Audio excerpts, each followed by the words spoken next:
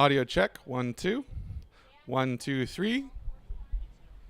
Roboboat 2022, day at the carnival. Oh, that's why you're wearing that jacket. Yeah. Look at your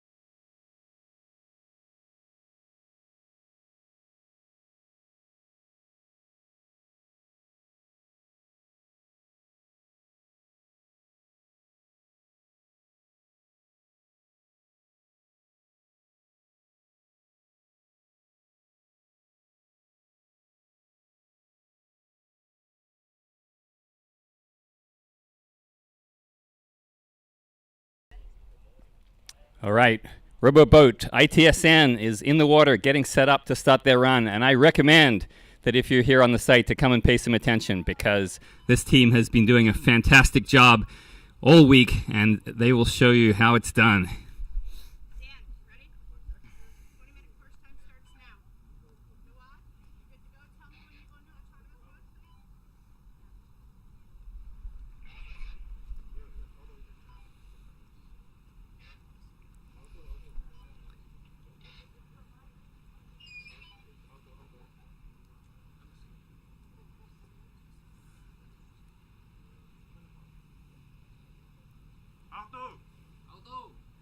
Dan, you're watching the team as well, right? Yes.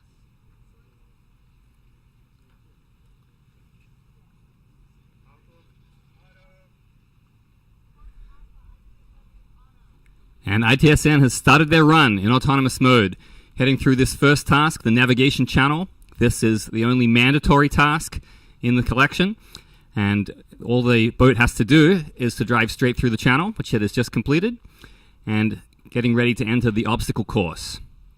Here in the obstacle course, the channel is marked by the red and green buoys, and the obstacles are the yellow ones, and the job of the robot is to travel through this obstacle channel and try to avoid striking the buoys. The scoring is based on the number of consecutive channel markers that it passes through, and the number of strikes against it. And it is not necessary to go through every single channel marker. That's obviously a good thing to do, but the robot can, if necessary, skip them. And as long as part of the robot goes between each channel marker, that's counted as a successful traversal of that particular marker. So now we see the boat exiting the obstacle course channel, a successful traversal there, and most likely heading towards the docking task. The robot will receive points for docking in any dock, but the correct dock to dock in today is the blue circle. That's the bay of the day here. And a little tough to tell from this angle, but it seems to be pretty much on the right track there for that bay of the day. And a nice little shimmy sideways there, looking pretty much on target. For this task, we sort of have to judge the intentionality of the robot. So if it looks like it's deliberately docking, and that seemed to be a definite touch right there in the middle of the correct bay. So as we've been seeing all week here, the robot is really just giving us a fabulous demonstration of the capabilities of a well-constructed and well-programmed autonomous surface vehicle.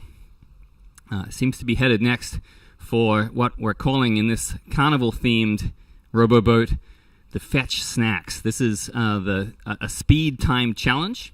So the boat must enter between these red and green buoys and then drive as fast as it can and is safe and controllable to do so, and circumnavigate the big blue buoy that it's heading towards right now.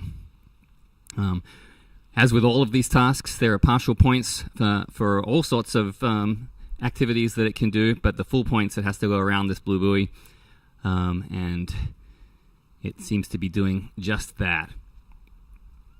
Now it must return back to the start, and that'll be the timed score part of the task. So when the bow crosses the line between these two buoys, that's the start and the stop line, and that gives the time points for this challenge.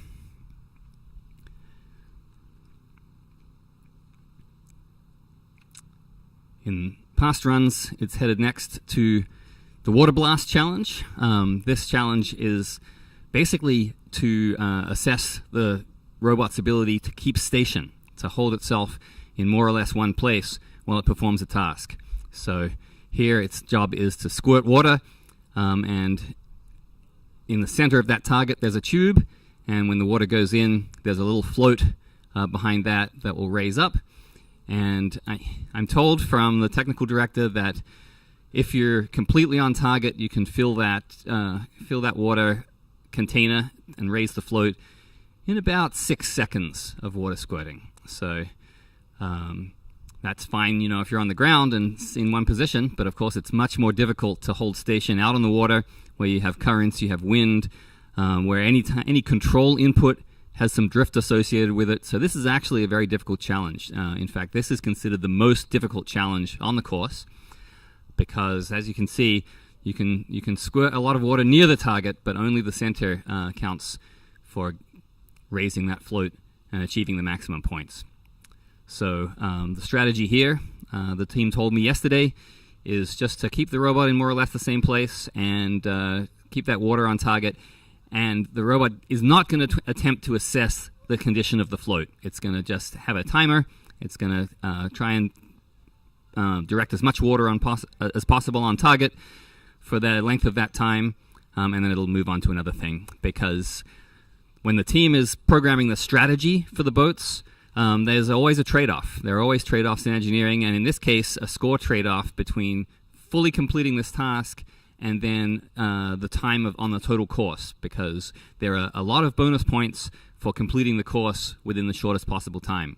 So it's enough to attempt each task and then head home, and as long as each task has been attempted, then those bonus score points for the returning home at the end are available to the team. So other than return home, there's only one task remaining to be attempted here. This is a lot of people's favorite task out here on the field, because it's visually spectacular. This is the Skee-Ball challenge.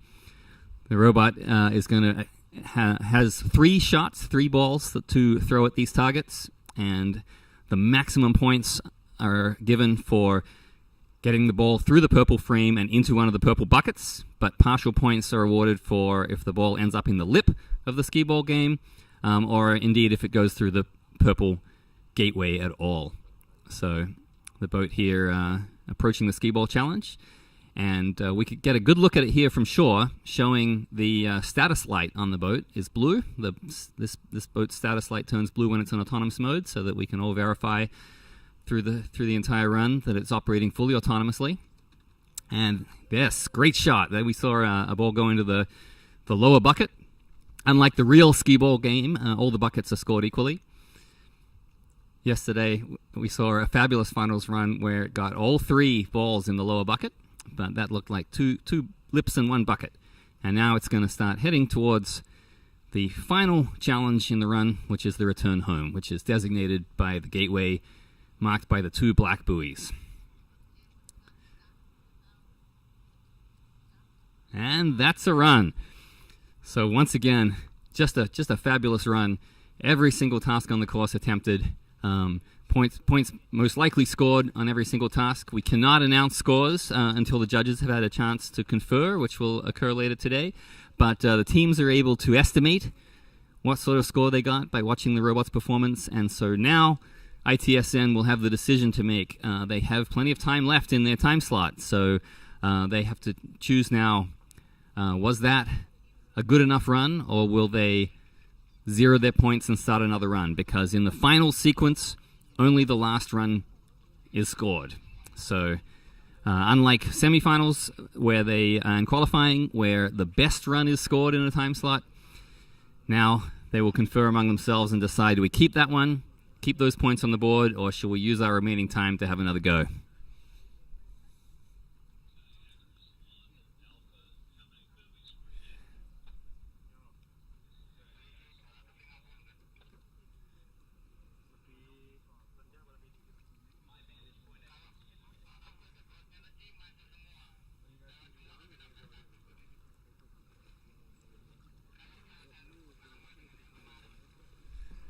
What? Team's still discussing it. I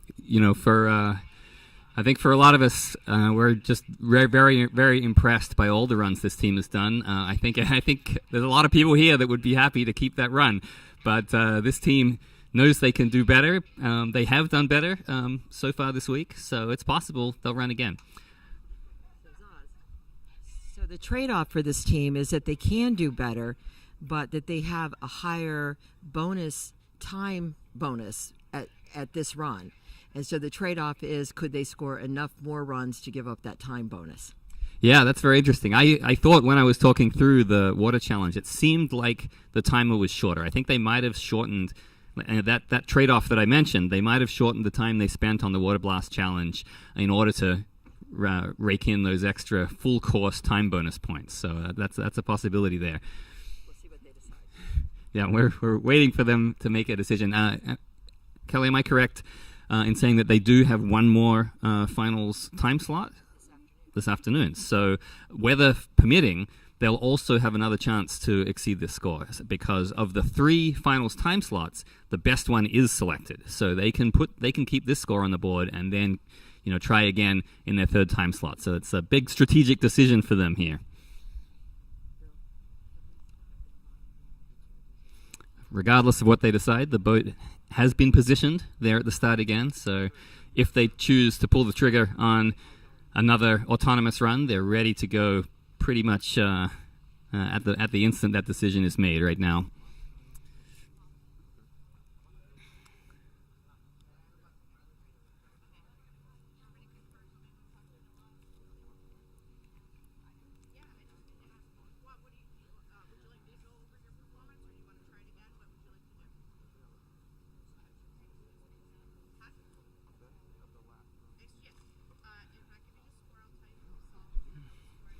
The team leader right now conferring with the lead course judge just to get a very accurate assessment of the performance. Again, not a score, but a subjective assessment from the judges.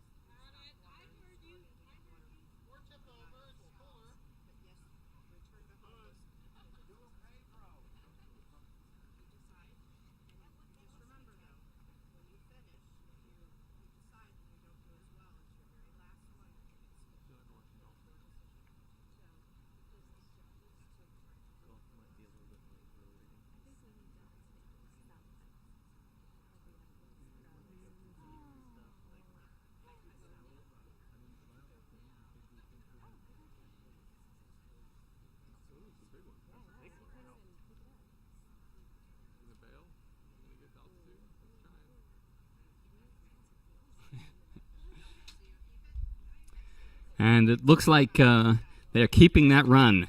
And that decision, they deliberated for a long time. That decision primarily came down, it seems, to the fact that the remaining time clock for the entire run is what the bonus points are calculated on. So the team had more than 12 minutes of their 20-minute time slot remaining at the end there, which I don't know the exact scoring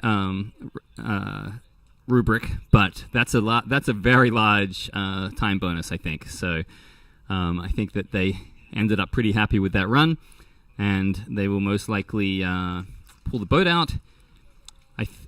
Typically in these competitions, the remaining time once a run is kept can be used for practice and surveying the course, but even if that's the case here, I don't think they really need to do that at this point. They've surveyed this course pretty extensively over the qualifying sessions this week.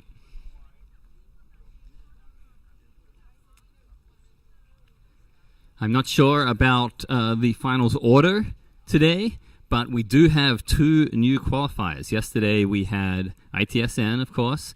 We had Embry-Riddle in the finals. They had their first final run yesterday, and the other team with their first finals run yesterday was Tel Aviv University, who've come here all the way from Israel. And we have 2 new teams that have qualified for finals at the end of the day yesterday. We're very excited about that. First was Hegeddy High School, the Water Dogs. So they've been coming to RoboBoat for a number of years. They're a high school team, as I mentioned. They have a really interesting design this year, so we're really hoping to see that get put through its paces in the water. And the other team qualifying right at the end of yesterday was MIT, who have joined us for the first time this year. So once again, we're super excited to see what they have in store for us. I talked to them last night as they were practicing around the pool, and they said that they're going to attempt everything on the course. So very excited to see that.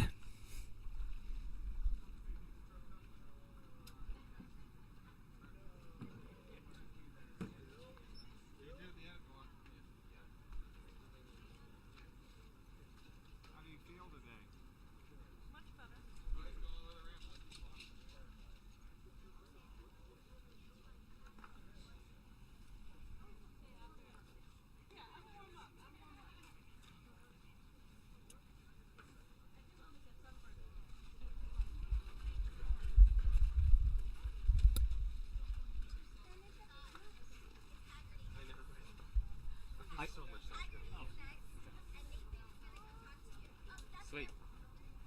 How's it going, dude? Good, how are you? Are you team lead? I am. Okay. I've just seen a lot of people saying Nathan, so I was just like, You know your maybe stuff. you're the leader. That's weird, everyone knows my name. Yeah. So bizarre. By the way, what's your name? Oh, I'm Zaz. Nice to meet you, Zaz. Yeah. Cheers. Is this your first time competition? I mean, Yeah. probably everyone on the team at this Everyone point, on the right? team, 'Cause it's it's our been like first 3 year years. being in person. Yeah. So a couple people participated last year. Annika did, she's right there. But yeah, first time out here roasting. Let me just check. Because I guess your 5 minutes of duck time probably started. But I'm not sure if they were going to play your team video or something. I don't know if we have to fill this airspace or not.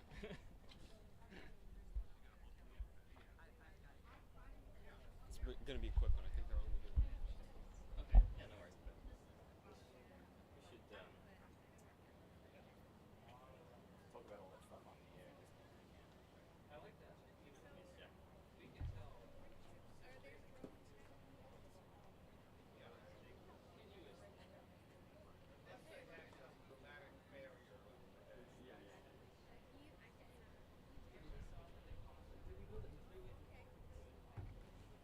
When did you start building it? Not CADing it?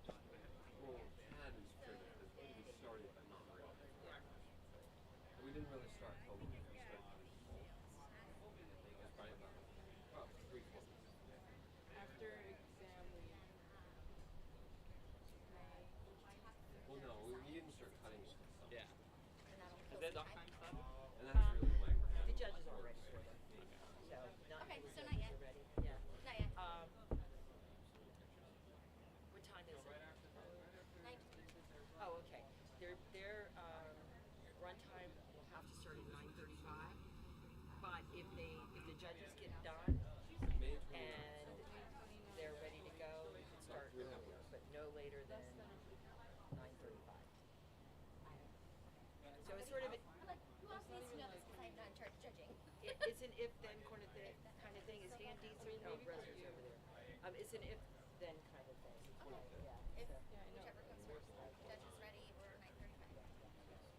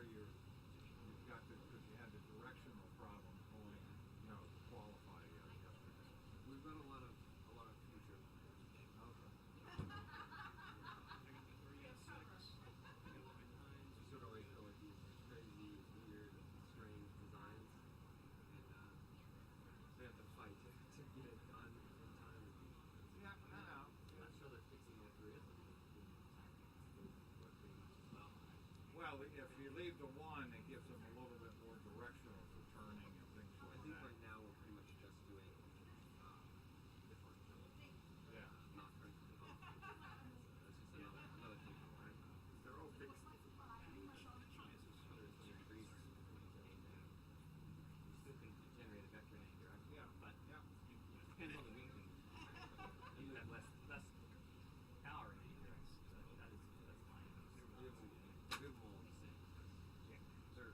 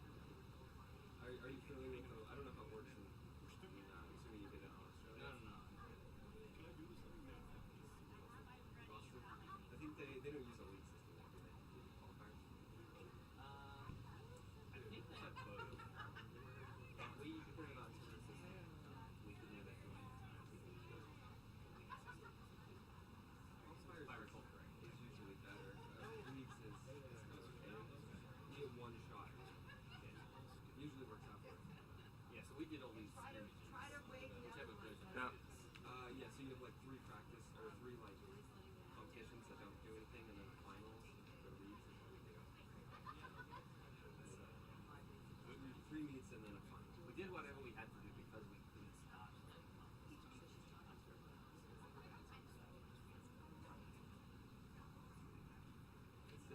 It's so weird. It's different everywhere. So. We don't do anything.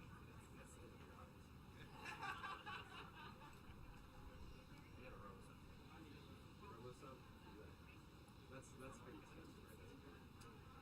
Well, it's like this. It's like you can spend what you want to spend on it. The entry fee is getting more expensive.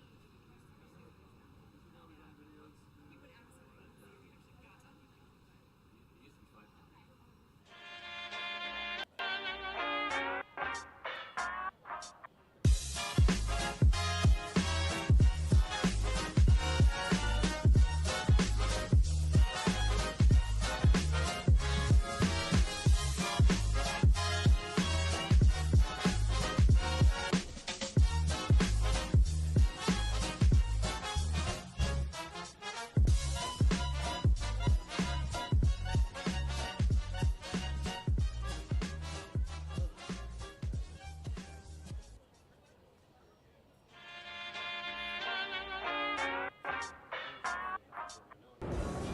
Welcome to Roboboat 2022, Day at the Carnival. I am your ringleader, Bill Porter, and we are in bright and sunny Sarasota, Florida, watching autonomous robots from around the world compete against various carnival-themed tasks, starting with Road to the Show. Here, the team's robot will need to navigate through 2 sets of channels autonomously. Next is navigate the crowds. Here, teams need to navigate through 10 sets of gates while avoiding the yellow buoys, which are the obstacles. Here is find a seat at the show. Teams have been assigned a color, and their robot will need to find that bay, correctly colored, and enter the bay. Next up is Skee-Ball. Here, the robot will need to deliver 3 balls into the buckets for maximum points. And finally, it's Water Blast. Here, teams will need to fill up the water column with water and lift the red ball up to the green line. Next up is Snack Run, where teams will demonstrate their vehicle's ability for speed and maneuvering. They'll have to go in through the gate, around the blue buoy, and back through the gate as fast as possible. Points go to the fastest boat. And then finally, the team's vehicle returned back through the black gates, which in this task called Return to Home. They will get points for completing all the tasks, plus a time bonus for how long it took to complete the obstacle course. Due to forecasted weather, we've decided to run finals in 3 different rounds. The first round will be today at 3:30 Eastern. The next rounds will be on Saturday. In each round, teams will be given a 20-minute time slot. The last run in the time slot is the one that counts. And finally, the best team with the best round is the one who takes home the trophy.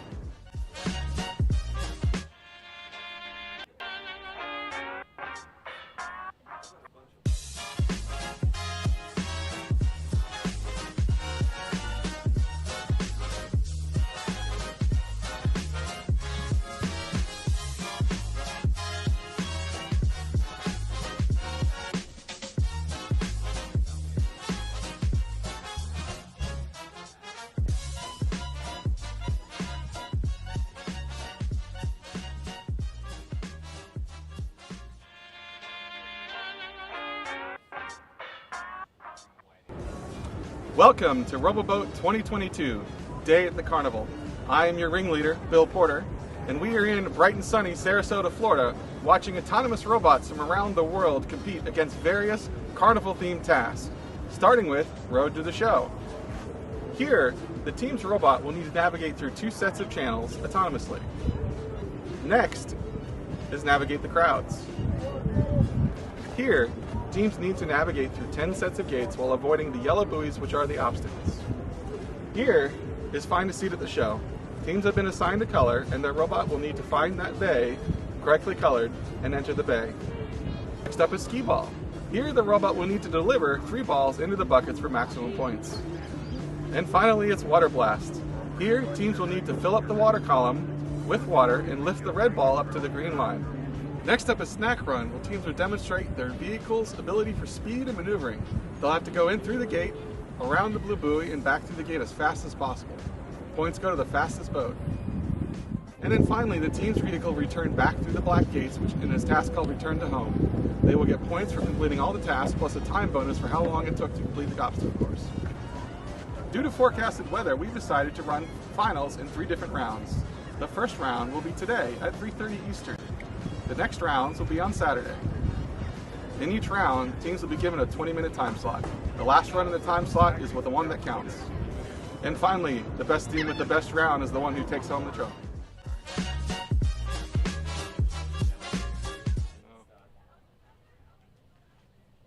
Hey, MIT, I gotta wear you. Do they know? Do they know they need somebody? Yes.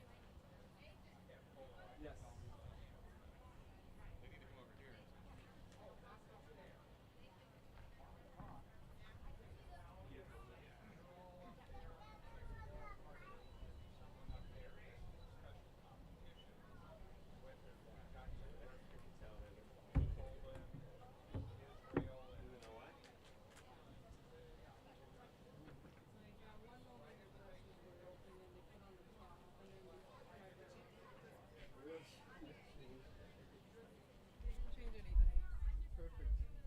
Perfect weather out. All right. I feel like we can probably fill 20 minutes here, so maybe we should get started since we're talking anyway. So Hegeddy High School is in the water now. They've just finished their dock time, and their 20-minute run time just started about 30 seconds ago.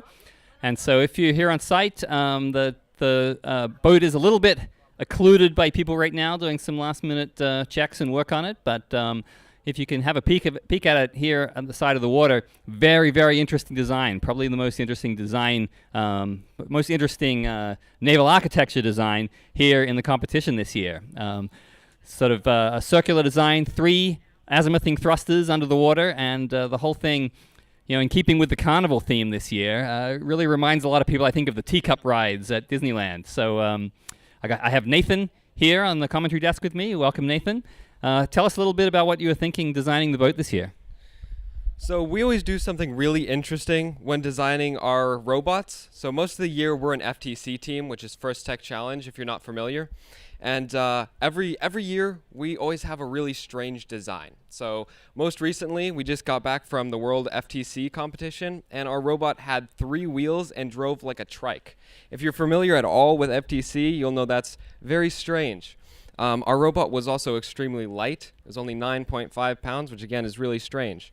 And coming right off that, we went to a really, really strange boat design. It's a circle. It's a flying saucer. Its name is Astronautical, which is sort of a play on its shape. It sort of ended up looking more like a carnival ride recently, as Zoz pointed out. And we're a little worried Disney's going to come by and try to give us a cease and desist for copying their teacup ride. But we'll see. We're just trying to get through our these finals. It looks like they got the boat working, hopefully. We've been having some trouble all week with some reliability issues. I guess that's what happens when you design a boat in 4 weeks. But we're gonna see what happens. Our software team is working hard trying to get it functioning, and we're going to aim to go through the nav channel really soon. Yeah, so let me jump on that for a second. That this is typical for your team to have a very accelerated design process for RoboBoat, because you are fully focused on FTC to going to the World Championships. So you really don't start on this until you're done with that, right? Yes, that's correct. So like I said, we got back from the world competitions for FTC, and we had to just jump right into RoboBoat with a little over a month to work. So especially because we were designing this very weird looking boat pretty much from scratch. We got working right away, doing mostly hardware stuff. That's my role on the team. I'm a hardware person. And so we spent probably three and a half weeks working on the hardware, trying to get it ready for software.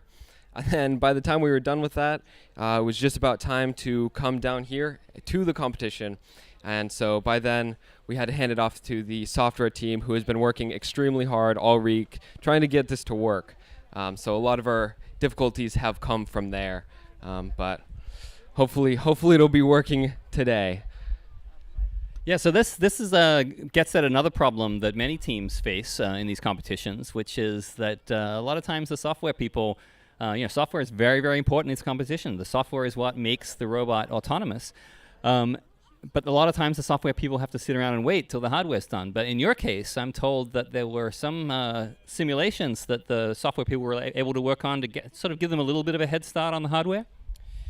Yeah, so there's a simulation software called Gazebo, which our software members were able to work on. They were able to put in physics and our CAD design for our boat, and they were basically able to get the groundwork in, so that we don't have to completely guess once we get to the water. That being said, it is a simulation. It is not real life, so it is not perfect. It's far from perfect, and a lot of the issues we've been facing have been like with the IMU, which obviously that's not simulated. It's like the physical part of the robot, the IMU, and so we've still been fighting with that.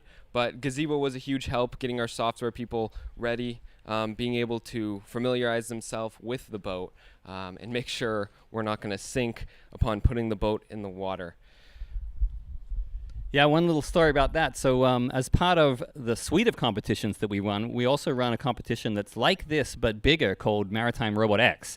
And that has very similar tasks. It is a surface vehicle challenge, but it is 5-meter ocean-going autonomous catamarans. So big boats. And as part of the Maritime Robot X challenge, we developed a simulation system so that this competition is every 2 years. So in the off years, they can have a simulation challenge. And so one of your team members told me a story that you spun that up to get started on this. But then when you put your unique design into it, the simulation wouldn't let it turn. And it was something to do with the small scale of your robot compared to the Robot X. And once you were able to adjust some parameters somewhere, you had to sort of modify that simulation to accept the fact that your thrusters are much closer together than these more than 1 or 2 meter separated thrusters on a Wham V in Robot X.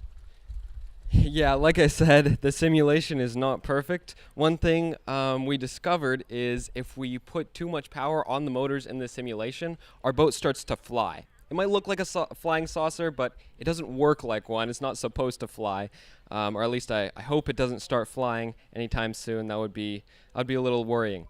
But yeah, there were a lot of things in the simulation that we had to play around with, but it's really helpful. It has wind and current, so that just helps us look into the future a little bit, see what challenges we might face when we get here.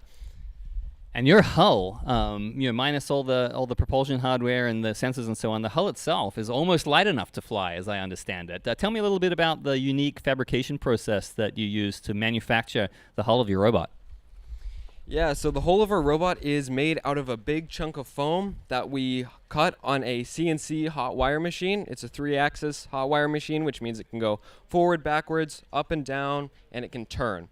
So what we did is we created in CAD a little curve that's like a quarter of a circle, and then we generated G-code for that shape. Then because our G-code editor was having some issues, we sort of manually went in, learned how to write a loop in the G-code, and then basically made this curved cut 64 times. So our boat isn't technically a circle. It's a 64-sided polygon, but it's close enough. But once we got all the foam cut out, we wanted to make it more durable. So we covered it in 2 layers of fiberglass, which you can see on the bottom. It's a little yellow. We tried to color it, but it didn't work out perfectly. We sort of ran out of time to give it a nice coat of boat paint. So it just ended up as that kind of sickly green color. So next year we're going to come back. Hopefully it'll be a little prettier. But yeah, our fabrication process, we use a lot of machines like the CNC hot wire. Also, we have a lot of laser cut wood pieces. You can't see it on the outside, but there's a lot on the inside. That's how we mounted everything. Laser cutters are just really good for prototyping and quickly making things, which is perfect for us. We have to work very quickly, so. I think it looks really good. I think I wouldn't say a sickly green. I think it looks, it looks like a boat. There's a lot of boats that sort of have that natural fiberglass color. So I think it really fits with the sort of maritime aspect of this competition. Do you guys have your own laser cutter, or do you just have a lot of engineering partners that you work with that help you by letting you use their equipment? So we're a high school team, but we did pretty much all the work for this boat at UCF, the University of Central Florida. One of our mentors, Mr. Harper, he is the director of IT at UCF, and they have an innovation lab which has a bunch of 3D printers and laser cutters. So we use all of their very expensive equipment that we cannot afford. So we don't have to go out and beg for sponsorships for $1,000 laser cutters and 3D printers. But we get a lot of our resources from UCF and a lot of our knowledge from our mentor, Mr. Harper. We wouldn't be here without him or without his tools. So thank you very much, Mr. Harper. So yeah, we do a lot of custom things. I guess it's not a huge deal here in Roboboat. It looks like everyone has very custom boats, but for FTC, it's sort of a big thing. So we've been working a lot on learning CAD through the past couple years, making our designs as efficient as possible, and using 3D printers and laser cutters to their advantages to create a strong but light robot. Now, I don't know for sure, but I assume it's rare for, relatively rare for a given school to just continuously be going to Worlds at FTC and continuously coming to competitions like this, because high school is short and people graduate, move on. So how do you sort of manage the legacy of the team? How do you attract new students and get everyone up to speed, teach people CAD and stuff that that's not normally part of the high school curriculum? What's your sort of team management process? So we have a really extensive sustainability plan. That's something that FIRST really looks for their FTC teams. But I think ours is a really big, very extensive one. So we have programs running through all of the FIRST programs, starting at FLL, which is First Lego League. So we have First Lego League Explore and Discover, which are for really young kids, really young elementary kids. And we just get them started. They use Legos to build robots. And from there, they move up to FLL Challenge, which is the EV3s. Probably a lot of people here have competed in that. It's getting pretty popular. I personally was on an FLL team, and that's where I gained a lot of my basic engineering knowledge. But we mentor them, and after that, when they get to high school, they can join our FTC teams. We also have VEX teams at our school, but I personally push for FTC because that's what I do. And we start them out on a rookie team, which is basically all freshmen or all new members to the Hegeddy Robotics program. And they have their own robot. They build their own robot for the FTC competition. It basically just gives them an opportunity to work with all of the things we would work with, so CAD, laser cutters, all the software stuff, without being dominated by members who know everything already. So we work closely with them, our team, which is the senior team, and we teach them CAD, but we let them design their robot and come up with all the ideas. So that basically gets them in the mindset for the, I guess you could say, varsity team. When they move up, they do basically they carry on the tradition of Hegeddy Robotics and do what we do and try to get to Worlds. So we have had problems with getting to Worlds in the past. When you lose someone, really important. So that's what we've been focusing on is keeping our program as steady as possible, and we want to go to Worlds every year. So that's why our sustainability plan is really important to us. Yeah, I'm assuming that all the FTC stuff sort of went remote or didn't happen for the last couple of years too. So was that a big challenge? Coming back now in person for the first time in a while. Did people lose interest over that time? How did you sort of navigate that challenge that everyone has had to navigate here the last 2 years? Yeah, it was definitely a huge challenge. Last year was remote. But we had to meet. We still had to meet in person. We can't build a virtual robot. It doesn't work too well if your robot's entirely CAD. You can't really drive around like that. So for FTC, we were meeting in our mentor's garage, which was very hot. We were burning up in there, just trying to get our robot to work. And we had a lot of challenges because there were really a lot of people weren't able to work as much. So it's 3 people primarily out of a 15-person team doing a lot of the hardware and software for the main stuff. And we really struggled last year. It's like our worst season in like like 7 years or something like that. It went really poorly, but we came back this year. It was such a relief to be back in person, able to go to UCF, able to work at our school, all as one big group. It's really amazing how much easier it is to communicate in person. It's really something I think a lot of us took for granted before the whole pandemic. You think a phone call is just the same as talking to someone face to face. Oh my gosh, it is not. It was a really, really rough year last year, but I think we still learned a lot about improving our communication and making sure everyone's on the same page. And now that we're back in person, we're back on track and continuing our hopefully long-lasting legacy of going to Worlds. So we'll see what next year brings, but we all have high hopes. Yeah, well, you definitely seem to have navigated that challenge successfully because you're out here. Yeah, got a great looking boat. Team has been super excited all week, and a lot of you made it here. I know you're a hardware guy, but I wonder if you can talk to us a little bit about the software side of this first challenge that looks like the boat's coming back in for some adjustments. But just talk us through the navigation channel, because the navigation channel is so important for this competition because it's the only mandatory task out there. So the robot has to do it, and it has to do it first. So just walk us through what's happening on the robot when it's out there trying to go through that navigation channel. What's it sensing? What kind of decisions is it making to get through there? So we use an IMU, which is on our robot, to basically keep the robot going straight. That's an issue a lot of people pointed out with having a circular robot isn't it just going to turn? And that's true. It does turn a whole lot. So we have an IMU, and we use that with a PID program that tries to keep our robot going as straight as possible. And we've been fighting with that IMU all week. We had some problems early on. We thought the IMU wasn't working, which is a pretty understandable assumption, given that it was sitting in a very hot trailer for the past 2 years. So we were like, it's totally broken. But it turns out it was just running. It needed a earlier version of Python. It needed Python 2, and our boat was running Python 3.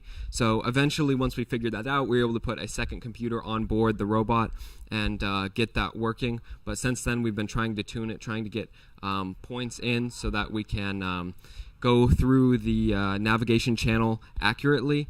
And so that's what we've been working on primarily the past two or so days. In fact, we were out a couple nights ago at like 11 o'clock out on a lake, just over there, about a mile from here, probably less than a mile from here, being eaten by mosquitoes, just trying to get that IMU to work. And we got it working for the first time in pitch dark. We could barely see the boat, but it was working. So that's basically how we're navigating the challenge. We just have an IMU, and we are currently using heading to try to just go do a straight shot through through the buoys, but it looks like they're having some more problems. So we'll see if they can get that fixed in time. Yeah, for a lot of designs and a lot of competitions that are more constrained spatially and thermally, like RoboSub, just throwing another computer in there would be a massive challenge. And also from a software standpoint, depending on how it was designed, it would be a big challenge. But as I understand it, you guys are using ROS, the robot operating system, and of course you've got a super buoyant, lightweight design, a lot of space in the bay. So putting that computer in and the extra computer to run the IMU and spinning it up as just an extra ROS node, it wasn't as bad as it might have been. Is that right? Yes. So we were very concerned about the heat. Our boat is made out of foam, which makes it like a cooler. But if you have a really hot cooler, it's not really that cool anymore. It just keeps all the heat in. So we were very worried about that with our design. We have some pockets cut into the foam on the inside of the boat where we can put dry ice if it gets too hot, and that'll cool everything down. We haven't needed to do that yet, luckily. But putting that other computer in there, we haven't seen any issues with that. So we're hoping it doesn't overheat, but if it does, we can always put the dry ice in there. Another issue that we've had that we've been looking at is ventilation. So previously, every day we've had a different top on the robot, which is open, and that just allows the air to flow a lot better. It allows the fans that are blowing on our computers to actually function well to get the hot air out. rather than just circulating it inside the robot. But because we thought it was going to rain today, we put a whole new top on the robot, which completely seals it off. So we're watching for that, making sure it doesn't get too hot. If it rains, we'll be prepared, I guess. But it looks pretty good right now. So maybe we won't need that. But yeah, we've been monitoring that, making sure it doesn't overheat. As far as having the robot not be able to hold that much weight, we are not concerned at all about weight. Our robot can hold, we calculated it around 140 pounds, which is really, really excessive given that I think it's around 30 or 40 pounds right now. It's really not that heavy. So we actually talked about putting someone on the boat, finding one of our kids that we mentor from FLL, having them sit on the boat and drive it. But I think that might be against the rules. Unfortunately, it could hold them though. If they change the rules, we can have a boat driven from the boat. We can have it driven on board. But I don't know. I don't think that fits the robo part of RoboBoat too well. Yeah, there's a long history in automata of especially in the hundreds of years ago of fake mechanical autonoma, right? A lot of people know the term the mechanical Turk, and that was because there was this thing that purported to be an android, a humanoid robot looking like a Turk, and there was actually a person hiding inside it. So although I think you'd be disqualified, you could be the first team ever to have a mechanical Turk entry in RoboBoat. Yeah, well, if you change the rules to allow a mechanical Turk, let us know. We'll put someone in the robot. I think it'd be ready to go pretty quickly. Although we have been challenged by MIT, maybe we can do a drag race with MIT with a person paddling it. Maybe that's a different event, though. Maybe not RoboBoat. We'll see. We did one year at RoboBoat. We had a lot of high-speed boats that year, and we had, at the end of the competition, after the finals, we had a little RC race. So, it's some sort of off-the-books event like that. Wouldn't be out of the tradition here for RoboBoat. Part of me, I was going to say earlier, part of me wishes you just threw the dry ice in there anyway, just so that we could have condensation steam, rising out of the boat as it was out there in the water. I think that'll look pretty cool. Yeah, definitely. It would really add to that flying saucer look, especially because we have a very small vent, so there'd just be a couple little columns of steam or condensation just coming out of the boat. It would have looked really cool, but I don't know. Maybe the condensation would have gotten trapped in there and could have ruined some of our computers. So we'll probably wait on that one.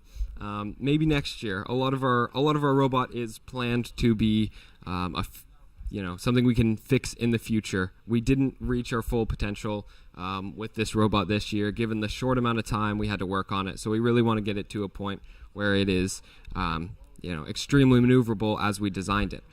So I'll just talk real quick about what we plan to do with that. So we have 3 thrusters on our robot. They're positioned 120 degrees from each other, equally spaced around the bottom of our robot, and they each can turn all the way around 360 degrees. Unfortunately, we haven't been using them like that this week, but that's our game plan, is to have them be able to move in all directions so that we can vector our robot in anywhere we want to go.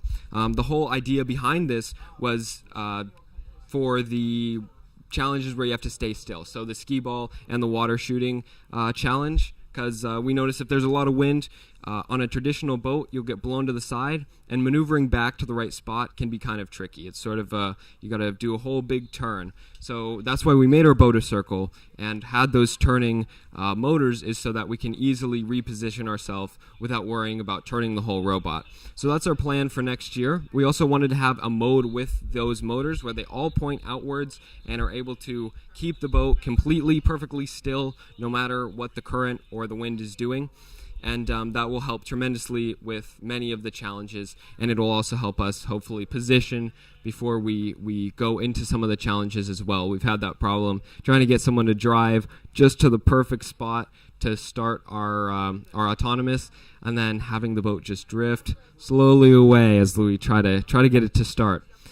So hopefully next year we're going to have that all working, and it'll be a much more impressive boat when it's able to hold itself in one position and move as we intended. Yeah, we talked earlier during ITSN's run about how For many of the competition technical directors and the judges, the station keeping task, the water blast challenge, is considered to be the hardest task on the course. But once you get all your thrusters and inertial management dialed in, your entry here would probably be the best suited of all the boats in the competition to do that station keeping challenge. Yes, that was our whole thought process with this design, was to be able to complete those challenges. Basically just to make it easier, we also had a turret on our robot so that if the robot starts to turn from the wind and it for some reason can't spin back quick enough, we can just turn the turret. So we will have no front of the robot, or I guess the front of the robot is wherever the turret is facing. So we can spin, we can move as much as we want, but our turret will be facing in the correct direction, which will really help for those shooting tasks where you really need to be aimed in the right direction. So next year we'll come strong and be able to show that off. And it'll look more like a flying saucer with the whole top spinning. That was our original plan, was to have the whole top of the boat spin and then have a little hatch that pops up, maybe with a little alien in it, who knows. But yeah, like I said, next year. Sounds like it would make me seasick just looking at it, not even being on the boat. So I think it's looking to me, just looking out on the course, MIT looking like they're getting started on their dock time. So it seems like I think you guys are going to pull out and get ready for the next ones, because you still have, this isn't over. You still have 2 final slots available. Wait, do you have one yesterday or not? No, you qualified late last night. Yeah, so you still have 2 left today. So we'll see more of you guys out on the water later today. But for now, thanks a lot for joining me. Any quick shout outs to other sponsors you want to make in addition to the university and the mentor, or all set? I think the University of Central Florida and Mr. Harper are main ones, but I'll go ahead and thank all of our mentors, Miss Miller, Mr. Bargwin, Mr. Yoon. We wouldn't be here without them. And thank you in particular to the software team, which I'm not a part of, for struggling and not sleeping this week trying to get our robot to work. So that's all I have. Thank you so much for interviewing me. It's a pleasure, and we'll be back. Great. Thank you very much, Nathan. Out on the water now. Getting positioned there right at the beginning of the start gates, the navigation channel rather, is MIT, and joining me up here on the commentary is team captain Audrey. Welcome, Audrey. Hello. I gotta say, as a judge, I am completely impartial, and I wish every team the ultimate success. But as an MIT alum, I am particularly delighted to see MIT in the competition this year. So. Yeah, tell us sort of how you... Whoa, is this autonomous mode? Are we starting? Okay, MIT is in autonomous mode, and the boat is going straight through the navigation channel. That's great. That's the first task. It has to be done every time on every run of the course, and the boat has entered the obstacle course. Does it count if it goes through the middle? No. It does count, in fact, yes. As long as part of the robot goes through a pair of channel markers, that counts as a channel marker. It also counts as a buoy strike, but yeah, that counts in terms of the consecutive channel markers. Awesome. Good to know. Good to know. This is really okay. You good? All right, we're gonna do a second run right now. That's great.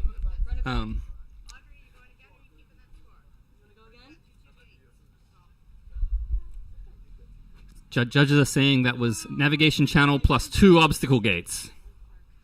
Okay, risky business. What's the thought?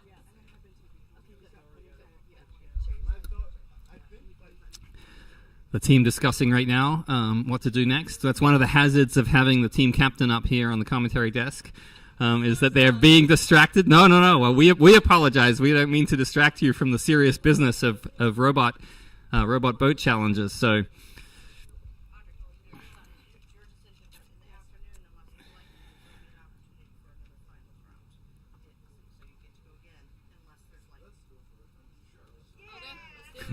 All right, YOLO. We're running again here. So getting positioned for another start. Yeah, no worries. Audrey, if you have time before this next run starts, just tell us a little bit about as a new team in the competition this year. How did you find out about RoboBoat? Why did you decide to join this competition? Right, so this is our first year competing. MIT has had autonomous teams before, but we've never competed in RoboBoat. So really excited to share with you what we've been working on in terms of like why we picked RoboBoat. RoboBoat was actually proposed by our mentor Drew, who's sitting right here, and he's been an incredible help to everyone in lab and also a mentor for the team. And so the big challenge was, it's like the Avengers. We got to put a team together that can do this. And so our first year of competition, it was a big task of grabbing as many people as possible with the amount of expertise as possible and making sure that everyone's trained and has the skills that they need. Actually, most of our team is made up of underclassmen, which is somewhat irregular for a build team. Which means that there's great potential for us to grow over the coming years. And so we're really excited to not only compete this year, but see what we're going to do next year. Yeah, and we're very excited at the prospect of having the team back, hopefully for many years to come. The MIT, the last RoboNation competition MIT was in was the inaugural Maritime Robot X challenge. So very much like this, again, with a much larger boat, a 5-meter WAM-V catamaran. This design, a 2-hull platform, a sort of scaled-down version, sort of very similar. And I think I heard from your mentor that the LiDAR you guys are using actually came from the Robot X team. Yes, so the LiDAR that we used, almost every component of the boat was borrowed, which is one of the perks of working at MIT. You can ask around a lot of people for a lot of things, and a lot of people have just stuff laying around that they're willing to let you borrow. And so the LiDAR was borrowed, and that was a great relief to us because we were actually simultaneously working on getting funding while starting build season. And so being able to work in parallel and getting started with setting up hardware at the same time was really helpful. And when I say like most of the boat was borrowed, I mean like the hulls were borrowed from a research project in lab. The Orin computer, which we're running on, also borrowed. Like the vast majority of the hardware which we borrowed was actually borrowed from MIT. And part of the Robot X setup is we have this virtual Robot X challenge that we talked about with the last team. Ross Gazebo simulation of a WAM-V with currents and all that kind of stuff. Did you use that simulation at all when you were sort of starting to get your software team up to speed on this competition or not? We did not, which is interesting. Actually, part of and I think maybe our nav lead can talk a little bit more about this after if he wants to. Part of building and programming simultaneously for us looked like building a really robust simulation. And so Herbie, who's our nav lead, has been working on this since November. We've actually run entirely in ROS. We've been using the data store or the data sharing, which has been set up by RoboBoat. But we have not actually used the Robot X package that you're talking about. No problem. This is looking really good, by the way. Hey, shout out to Herbie. Successful gates there in the obstacle course. Oh, 7. 7, okay. Yeah, so we saw the boat go through the navigation channel and then do quite a successful looking obstacle course run. I was not counting, but it looked like maybe 6 or 7 gates, and I didn't see any yellow buoy obstacle strikes either. So that was a really nice job. Better than the run that you chose to give up to do this one. So that was the risk. Yeah, the risk paid off.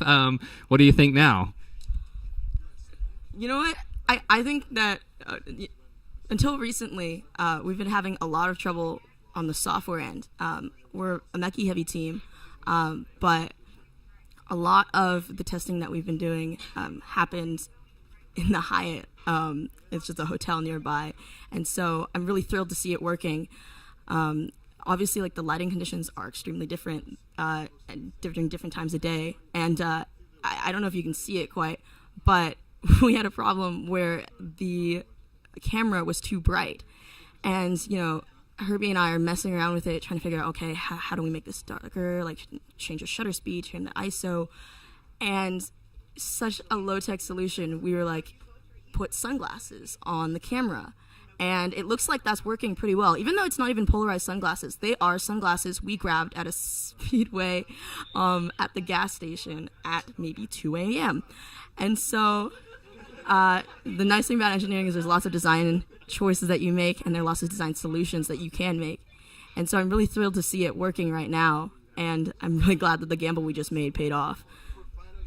Yeah, one of my favorite things about these competitions, it's great to see all the preparation that goes in, all the custom designs and the careful engineering, but one of my favorite things is the clever hacks that people do at 2 o'clock in the morning, when it's just like, something's not quite working, I'm going to use part of a pen, or you're actually not the first team out here that's put literal real sunglasses on the boat, because out here, especially for the teams that aren't from Florida, the brightness out here is just surprisingly brutal. Like yesterday, personally, I felt like I wasn't wearing sunglasses. It was so bright. So, and for a robot camera, that's even worse. So I just really like to see, that spirit of last minute engineering where people make these clever hacks. It's just a great part of this competition, and it illustrates how hard the competition is, despite all the preparation that you can put into it ahead of time.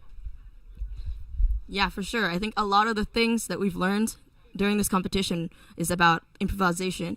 In fact, the day before competition, we fried our computer. And so the entire week we've been working to reconfigure our entire software system to fit with an Orin, which was a backup computer we brought and did no intention of using. And so, periodically during the week, we'd be doing tests, and we'd be like, why is it not working? And it was because there'd be power drawn from something that would melt a component, or it would break the motor, or so we're testing and testing and testing throughout this week and making sure that every part that we had was working the way it should, because that little polarity flip changed everything for us. Wow. I hadn't heard about that computer failure, and at least you were sufficiently prepared in advance to bring a second one, to bring a backup. That's amazing. But it also reminds me that in this competition, in all of our RoboNation competitions, the teams like to really help each other out. And there have been many times where a team has flooded and destroyed their computer, or it's caught fire, or something like that's happened. So as your first time out here, have you had any experiences this week where you've got to help another team out, or another team has helped you out with hardware, or any other challenges out here on the course? Yeah, so that's actually a great point. I think a big part of RoboBoat, especially since there are so few teams out here, is that you get to know everyone out here. And as a result, you're kind of encouraged to help each other out and actually form like a connection to everyone. And so earlier in the week, everyone's kind of been very cooperative, or cooperation. Yeah, we've been doing a cooperation. And so anytime people need parts, you can do a shout, and we've been more than happy to lend out drill bits and drills and other components. We've packed a lot of things in that tiny van of ours. And also, we want to thank everyone for helping us out in the same way. Not even on the hardware side, but also on the software side. I know Tel Aviv was super helpful with the software for Herbie. And I also know that Hegeddy was very kind to lend us a servo when we were unsure if our servo was broken or not. And so we'd like to thank them as well for their help. I have one question. I think a lot of people who are out here with this view right now would like to know, who named the boat? Okay, that was up to team vote. We had several options, among which were Drew's cruise. Drew's our mentor. But by far the winner was Ship Happens. And seeing how this week has gone, especially with that fry early on, very accurate. So we were sort of distracted talking here. I didn't see whether the team had chosen to keep that run. Are you sticking with that? All right. So that was a good run compared to the troubles that a lot of teams have been having out here this week. And of course, MIT, this was their first finals run, qualifying last night. So they have 2 more ahead of them today, weather permitting. So this will be the end of this finals run. That score is on the board. We don't know what the score is, but we can just guess it based on what we observed of the performance. I think it's so far one of the better scores in the finals session to date, but we have a lot more finals runs coming up. And before we let you go, Audrey, the other side of the boat has many, many sponsor stickers. So I was wondering if you want to give any shout-outs to any of the people that have and organizations that have helped you out along the way. So I'd like to give our biggest shout out to the Sea Grant Lab, where we're based at MIT, and specifically Drew, who's been of great help to us. He has been coaching us this entire way, and we've been very fortunate to have him not only as a mentor in RoboBoat, but also as a mentor in research projects with him in the lab. We'd also like to thank the Martin Trust Center, who've been very generous in their funding, and they're our biggest sponsor, and we've really appreciated their support. They've been helpful not only in funding, but also in support in helping us find parts and making sure that we're connected to all the right people when we need them. We'd also like to give a shout out to Adit Nwab, who's been helping us on software end. He's from RoboSys and has been very helpful in giving us guidance because, this is our first year. We needed a direction, and just one conversation with him saved us who knows how long. And so those are our probably biggest shout outs. We'd probably also like to give a shout out to MIT itself and specifically Course 2, who also gave us a good amount of funding, and the Edgerton Center, who also supports us. We are an Edgerton Center team. If you're not aware, the Edgerton Center is an organization at MIT which supports build teams. That includes like race car and solar car, and so we're very proud to be one of those teams representing MIT today. And so I think that's about it on the shout-outs, but we're really thankful to be here today, and we're very thankful to you for helping us do it. Yeah, and we're super happy to see you here, and we're looking forward to seeing you out on the water later today. Audrey, thank you very much for joining me.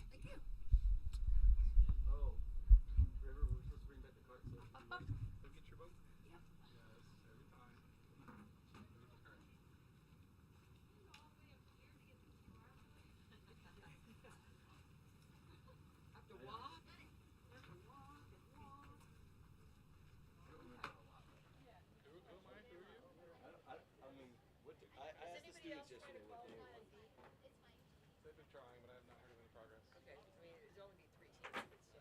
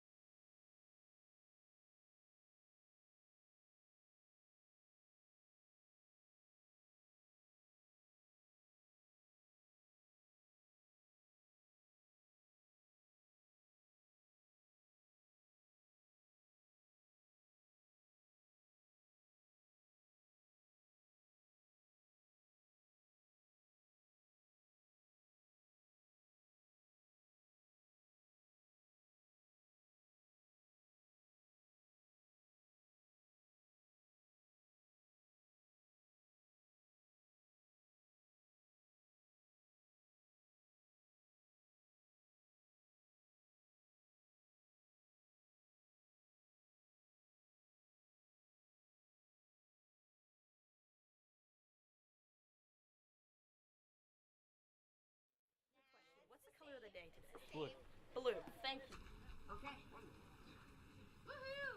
I don't want to deflect the concentration from the students. You said we can have 2 people? You know what? You're right here, so just tag team. I think. Can we? Eric, maybe start. You want to start just from while they're documenting. I don't want to run away because I'm the only one that has logged into this computer since it's my computer. It's right so that's here. why I was starting. Decide. Yeah. mean, yeah, I mean, since we did a big conversation yesterday, I don't know how much we need to Not a ton, do I'm anyway. just more interested in what they did last night. Yeah. And what we might see different today. What you expect. Tell them that we changed the smearing stuff. You know, if you're attempting anything, if you're attempting anything different than yesterday, yeah. Alright. How's it going? Good, how's it going? I'm Zaz. I'm Alex. Alex? Yep. Cool. Good to meet you. Zaz then? Yeah, Zaz, Z-O-Z. Nice.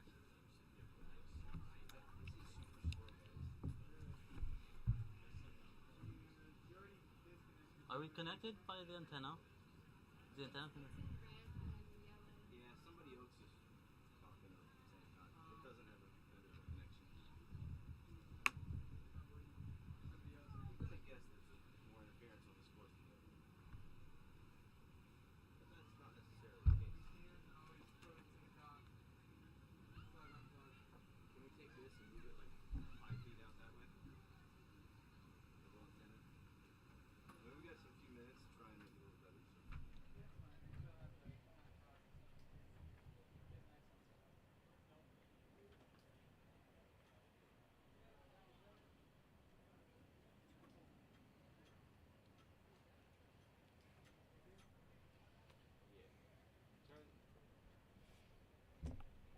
Good. Thank you. Alright, let's try one more time. How many bars are on that? Is it still just 2? Yeah, see, that's what I was hoping to avoid. We had 4 just down the way. Awesome. Okay, maybe, I think pushing it out there will help.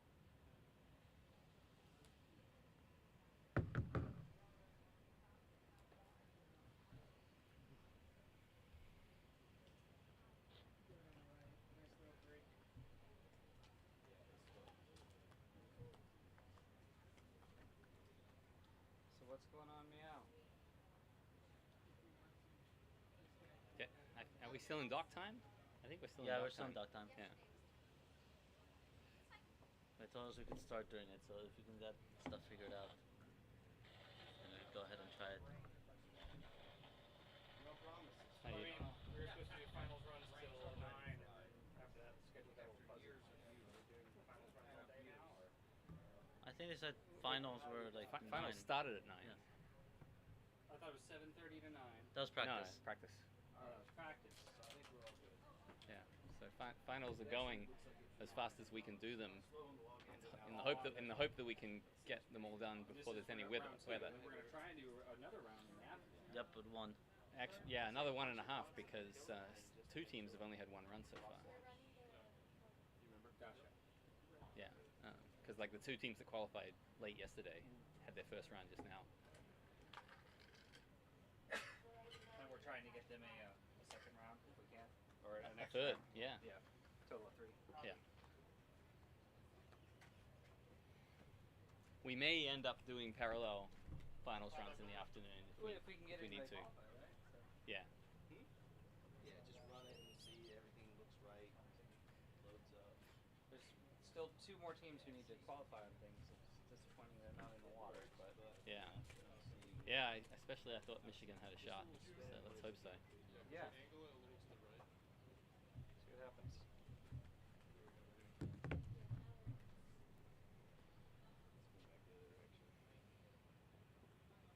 You might not be able to see them all because it's so far away.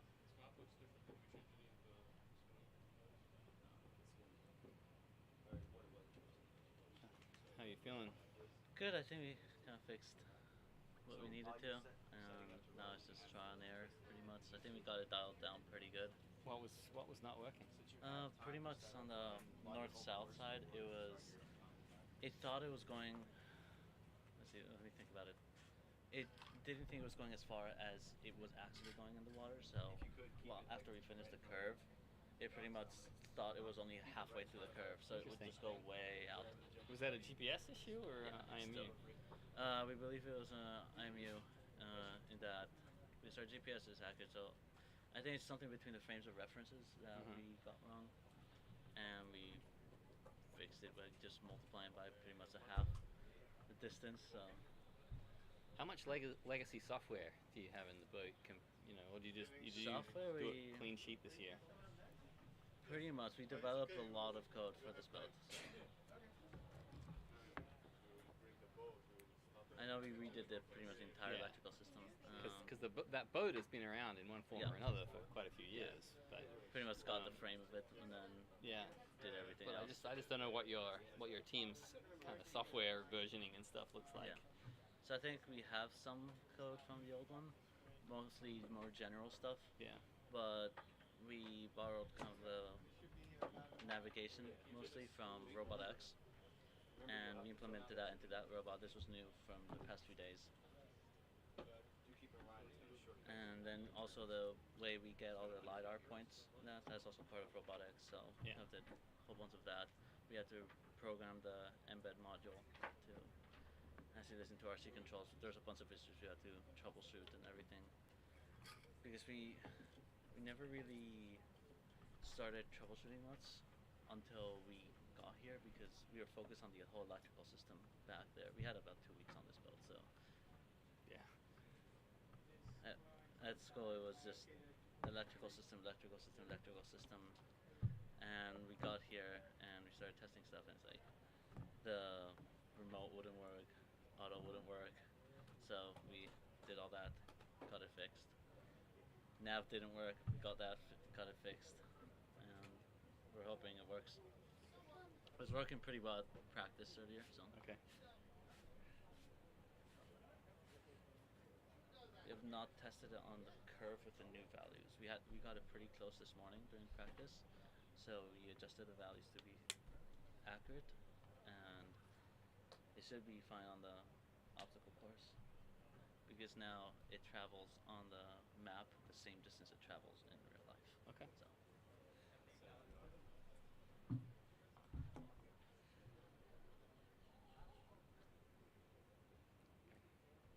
I guess we should have talked about that on the mic. Probably. We'll just do it again. Whatever.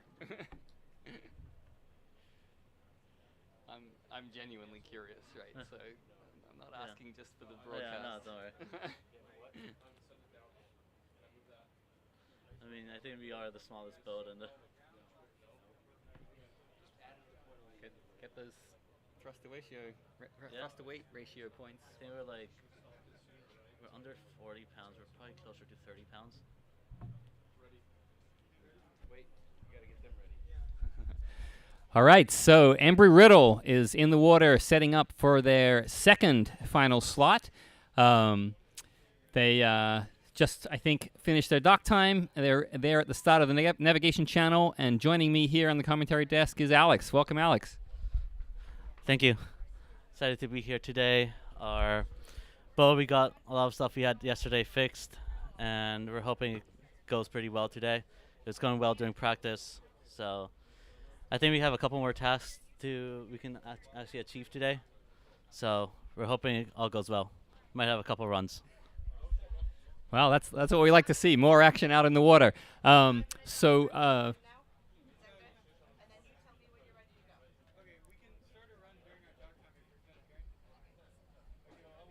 Just overhearing a little conversation here. The team's actually being told their dock time starts now, so if they need to do anything, they can do that, but it looks like they're ready to start an autonomous run. Alex, you were just telling me earlier off the mic that about some of the issues that you had to solve last night related to the robot's estimate of its distance traveled. Yes, so last night we had issues in the north-south direction where the boat thought it was traveling half the distance it actually was on the water. So it just blew past most of the curve and would not stop until a while. So we got it fixed this morning. We added a value to cut that distance in half, and we tuned that earlier this morning in practice too. So since it was only in the north-south direction, our east-west is pretty accurate. That hasn't been changing much, and we're hoping everything goes according to plan now. It worked earlier, so hope it'll work again. Yeah, as you said, you have had a chance to get out in the water over on Course Bravo this morning and do some practice. And when you were working on these issues last night, where was that all happening? Did you end up going in the pool? I came down to see who was there before midnight, but maybe I came too early. So actually, we did not go in the pool at all. We didn't even go out in the parking lot like we did 2 nights ago and stay there for a few hours. We actually had a Ross bag file recorded from yesterday that in the hotel room we were just replaying it over and over, and we managed to get it running with the new code. And we were using that to kind of try and fix the issues, which turned out we quite helped a bit, but we still had that smearing in the north-south direction, and that we fixed this morning. Yeah, so the teams have a lot of different methods for practicing and tweaking things out off the course in the evenings. The boat now just started an autonomous run. We can see it going down through the navigation channel, but just going a little bit wide offline there on the starboard side there. So because the navigation channel is a mandatory task, we will see the boat get brought back at some point, but they may let it run just to sort of see what it's going to do in the obstacle channel. Every run here, even in the finals, is a bit of a data gathering experience, and it gives the team an idea of what's happening within the robot. They, of course, this is an autonomous competition. They cannot make any control inputs to the boat during a run, but they certainly can collect data, and they can use that to make changes to the system in between runs. So seeing it come back here to the beginning of the course, and I think we'll see a restart here very quickly, just whatever time it takes to make any small adjustments, or maybe none at all, maybe just repositioning the boat. Can you tell me, Alex, how many changes are you likely to make in between runs, or is it going to be just a matter of just repositioning, resetting, and hitting go again? So I believe right now we're just going to be changing the path slightly to the left, maybe to account for the current and very slight weight imbalance in the boat. But I think that's what we're just going to do now. We don't want to change much on the code during finals run because it was working pretty much earlier, and it seems to be going fairly straight. It's just being dragged a little bit to the right, so maybe we can account for that in the path. A common approach on the navigation channel is to essentially dead reckon through the channel, meaning to just drive the boat in a straight line for a certain amount of time, and not to use any feedback on the actual buoy positions. That's a common approach because those tall buoys can present challenges for sensing both visually because of the reflections on the water. Those tall, long buoys, and also for the LiDAR, because they extend so far vertically. It can be simpler just to dead reckon. But what are you guys doing, Alex? Are you doing a dead reckoning run through the nav channel, or are you using some feedback from those buoy positions? We are, in fact, doing dead reckoning through the nav channel. So we plot the path we want the boat to take. However, sometimes when the LiDAR moves, on the map where we used to plot the waypoints, kind of the buoys move a little bit, so it might be just slightly off as we just saw it then. But yeah, essentially just dead reckoning straight through it. That's how we're doing most of our tasks here today. Yeah, there's always a trade-off. We've talked about this earlier today, the trade-offs in this competition, but what this particular one between simplicity and ease of programming versus sometimes the more complicated you make it, the less robust it becomes, because sensing is always there's always noise involved in any sensor reading. So sometimes it's best to just use the minimum that you need to get the job done. Looking like reset's taking a little longer this time, boat drifting to the right, so you can get an idea, even if you're not down here at the site, about what the environmental conditions are like today. We have a steady breeze coming here on the boat's port side, so that's going to push it offline somewhat on all these runs. We've had the wind in multiple directions this week and at various wind speeds, so this is not the strongest wind we've had, but it's there and it's significant. For positioning, for the start of this navigation channel task, I believe the rules are that the boat has to be at least 6 feet from the line spanning those two entry buoys. So That's also sort of a little bit tough to judge from the shore. The teams often stand off a little bit further just to make sure, but that's why we have a lot of judges standing here on the course assessing a valid start position. But it's certainly acceptable to start with the best possible distance and angle. That's totally allowable for the boat driver in remote control mode to position it favorably before putting the boat into autonomous mode. You can see right now the difficulty that the pilot is having just station keeping the robot online against that breeze, getting ready for a restart.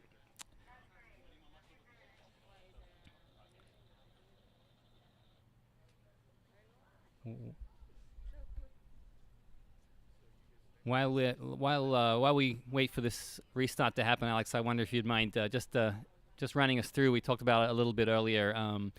The software preparation for this team. This particular boat, in one form or another, has been here for a long time. And of course, Embry-Riddle competes in all the RoboNation companies, including Maritime Robot X. But so, how much of a software base did you start off to work with this year, versus how much did you just do a clean sheet design? So we programmed quite a bit. We programmed a lot of the embed control system, as well as a lot of the autonomy. For navigation, we did borrow a lot of the code from Robot X, since they had a pretty good navigation system that allowed us to plot a path, and with the ability, if needed, which we don't think we will use, but if we wanted to use obstacle detection with it, the path planning can avoid obstacles at the same time. However, for simplicity's sake and time constraints, we weren't able to implement that yet. Now, some things in Maritime Robot X are similar in terms of the challenges and the boat designs, but one big difference is that the sensor platform on the Robot X vehicle is 3 or 4 feet off the water, and this boat is tiny. You're right down there close to the water. How much of a difference does that make when you're trying to reuse some of that sensor software from the Robot X team? So we actually had to adjust some values for the LiDAR frame of reference. We had to change how much it could see and everything, since it's so much lower to the ground. We needed to widen that range. And actually, during the parking lot tests 2 nights ago, since the boat was a lot higher out from the ground, we had to adjust those. So we have a launch file where we can adjust those 2 values, and it makes it pretty easy to change. We've had times where we've forgotten to change it back, but it's an easy fix. Just change the number, save, and compile. So it's a lot less than you might imagine. It's just the height of the LiDAR. We also have to get it correct with the difference with the vector nav module, so we had to measure that out last night too, to make sure it was all correct. Yeah, that's a really good point. That's something I hadn't thought of, which is that it's actually impossible in the car park to drive the boat exactly like it would be in the water, because the boat is below the surface in the water, whereas you have to be above the surface of the car park. So it's good that it's not a huge challenge to recalibrate and to adjust the sensors, because you could imagine that even 6 or 8 inches difference in height would be a very different perspective, and could result in some misleading sensor readings. Yeah, definitely. We've had issues with we believe that some of the issues was bouncing within the waves. So with that, we just widened the range even more to account for that. So we can still see all the buoys on the course, which allows us to plot more accurate paths and stuff. But yeah, overall, it's just something you have to keep in mind whenever you switch from parking lot to water. Yeah, one thing I'm noticing just seeing the boat out on the water here, and it's brought home to me from my time in a kayak yesterday as a judge out on the water, just staying in one place with this wind is pretty tricky when you don't have the ability to vector your thrust perfectly in every direction. So what I'm seeing, just watching here, is the boat doing this little sort of shimmy every so often to stay in place, where it turns and backs up and turns again. That's right now the human pilot keeping station. But so how much of a challenge with your hydrodynamic design is station keeping for this boat? So surprisingly, it's not extremely hard. All that shimmying you're seeing we've actually been using to make sure we can get all the data points, because if you just keep it still, we might not see everything. So we're actually moving the boat a little bit to see more of the course and try to get more of the LiDAR points that are further out. So that's mostly the shimmying. And just occasionally we do have to do course corrections, obviously, for the current, but they're not as constant as you might believe from looking at the boat right now. If we have a moment here, Alex, can you just give me a little background on the makeup of the team this year? Because the Robotics Association at Embry-Riddle, the RAYER, has always had a deep bench, as they say in sports. You have undergrads, you have grad students participating in all the competitions. So for specifically the team that's here on boat, what does it look like? Are you all undergrads? Do you have grad students? How much experience is there on your RoboBoat bench this year? So on our RoboBoat team, we have Dominic, who's our team leader. He's currently going into his junior year, and he's been in charge of this boat for a few months, I believe. So probably about 2 weeks back, he was looking for more people to help him out because most of his team actually graduated or got to internships. So he called us in. Anna was the team lead for the IGVC AutoNav competition and part of RARE too. And then River and I actually got invited to work with the self-drive portion of IGVC probably about a month and a week back. So we kind of got involved then, and after that competition was over, we got pulled into this project to help out more. And surprisingly, our experience with robotics is not much. We were actually both in a high-performance vehicles track before the IGVC competition, but we both actually switched to robotics now. So we're getting a lot more experience with this, and it's helped us get into this world. Well, exciting scenes here now. We just saw the boat successfully go through the navigation channel, so that is all going according to plan.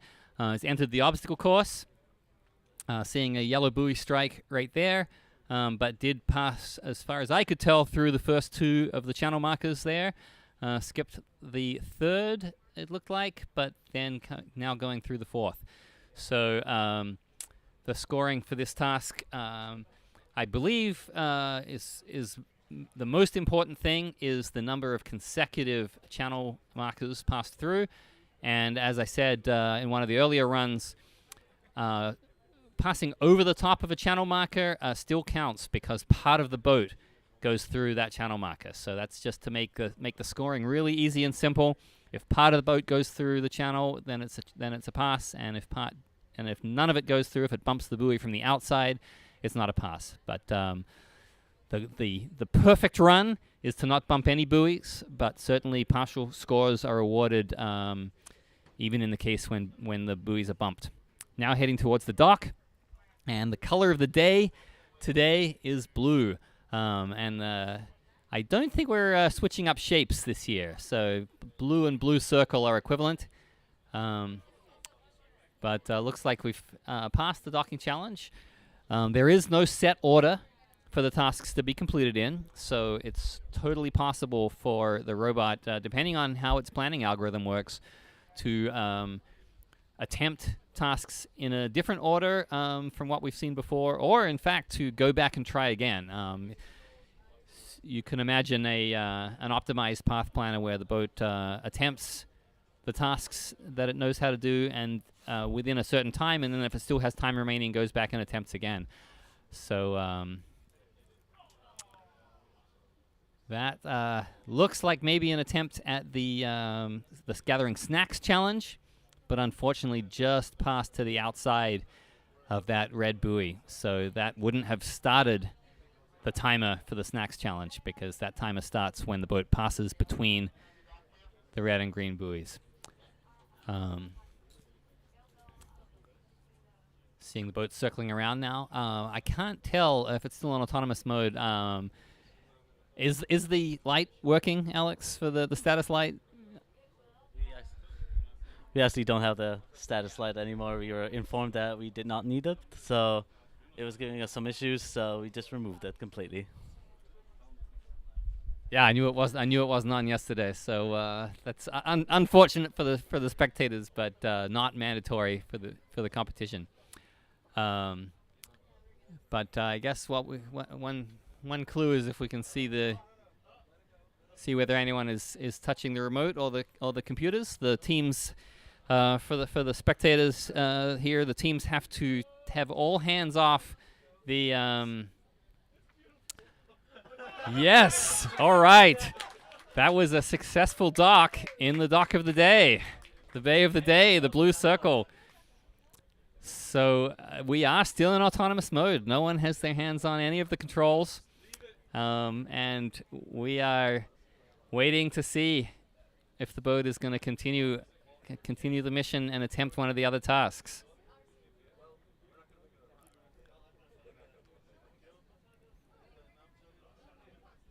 One of the challenges in spectating any of these events is that we have no communications with the robot. The teams often can see some telemetry being sent back on their computers, but for the spectators, it's tough for us to tell what the robot is planning to do next.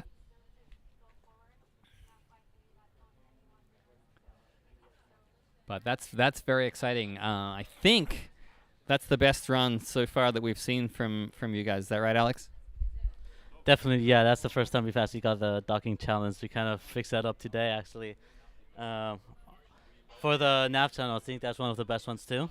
I know for qualifying we got about 7 gates or something about like that, but we also hit a few buoys.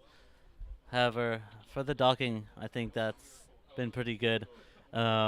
We did add a little foam thing on the front, so we didn't break the fiberglass body when it rammed into the dock. That was our plan all along. So our path actually followed after the nav channel. We did actually attempt the snack run, but it seems like the distance we had was slightly off because we went pretty far out, and the distance from the blue buoy to the start of the snack run we had a little bit off. So we might try to adjust that on our next path. We probably won't change any of the code. I think the code is actually pretty good right now, and it's just a path planning issue right now.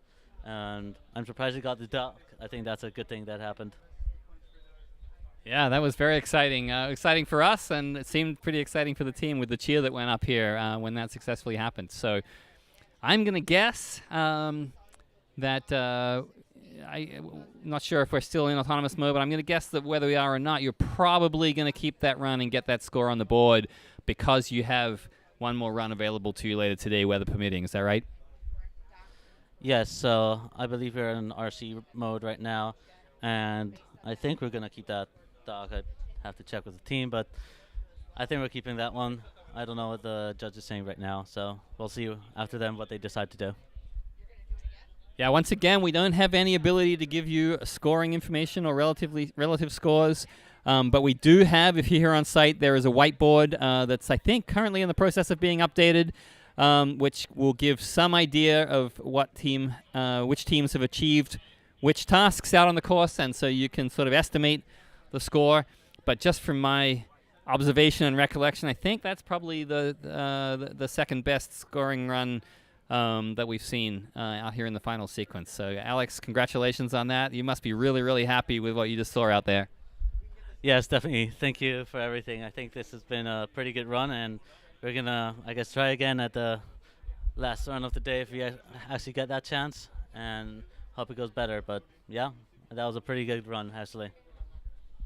Yeah, it seemed to me that without too much extra work, that maybe the snack run could be tweaked a little there, because it looked like it attempted the snack run and just missed there on the red buoy. So we may see an even more exciting run coming up in your next attempt, and probably not a lot of big code changes between now and then. Definitely, I don't think we're going to change much of the code. I think our values are pretty spot on. Maybe on the north-south we had to change something, but it worked good with the whole curve and everything. So I think we're going to maybe change the scaling value a little bit, but apart from that, it's pretty accurate, I think, since we actually did get the snack run during qualifying. So we know there's a possibility of doing it. It's just combining it with a different task that might prove a little bit of an issue, but it shouldn't be too much to work on. All right, well, we'll have our fingers crossed, looking forward to that next run, and hoping that we see yet again an increment in performance. But the trajectory so far looks good. Thanks a lot, Alex, for joining us. So I'll let you go back and celebrate with the team and get prepared for the next one this afternoon. Thank you, Zaz.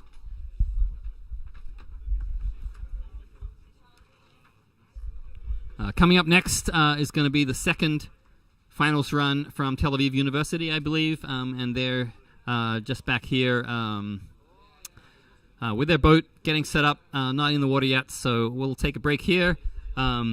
If you're on site, again, feel free to come and check out the whiteboard and see how the teams are doing, and we'll be back with you again in a few minutes.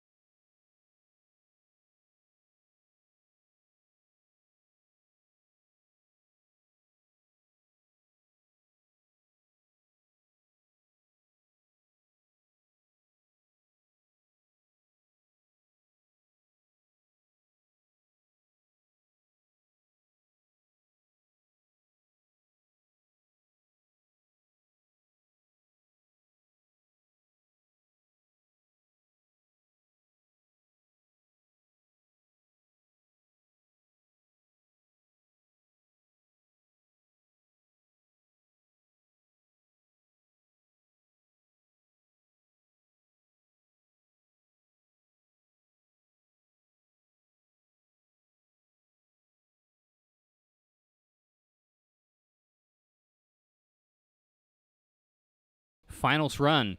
And I think everyone's sort of scrambling right now. They are ready a lot sooner than everyone expected. So the judges are just getting assembled and making sure that we are ready to monitor and score once the team is given the go-ahead to go autonomous.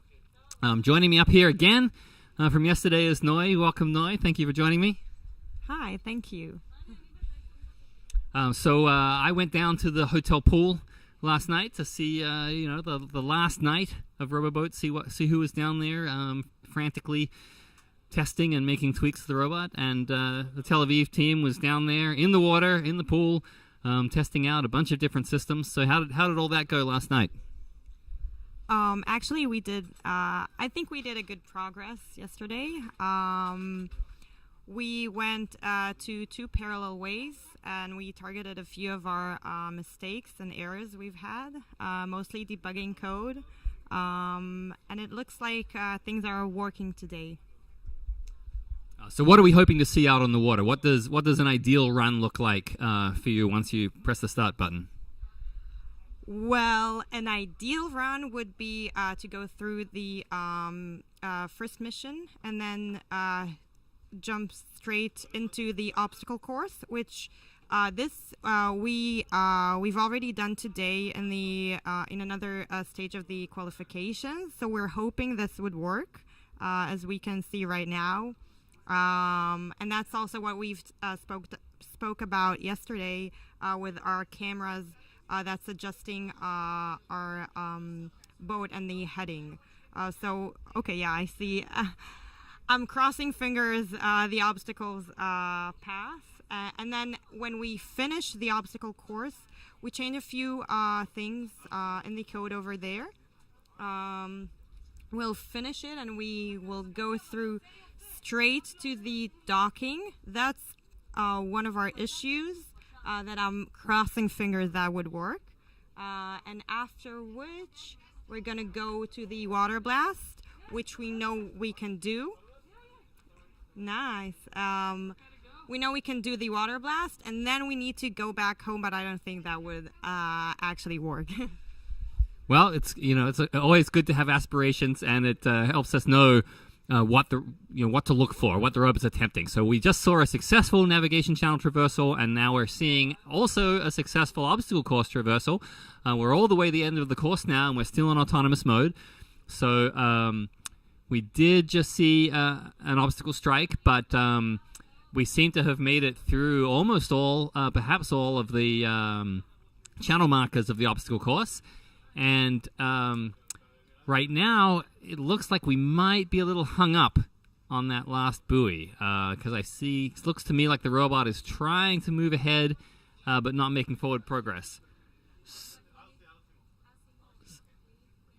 So it's possible that we'll see a run stop here and just try to get unhooked from that buoy, but we're just waiting to see what happens. This kind of fouling accident is seen a lot in Roboboat. The boat when the boat gets very, very close to obstacles, they often pass outside of the field of view of the robot. So the robot is sometimes able to get caught on things.